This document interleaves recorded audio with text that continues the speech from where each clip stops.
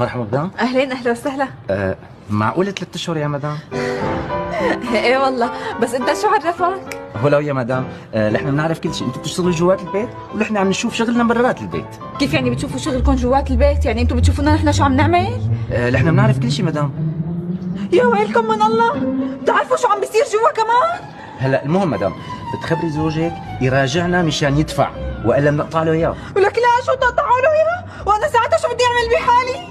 والله يا مدام بدك تدبري حالك بشي شمعة.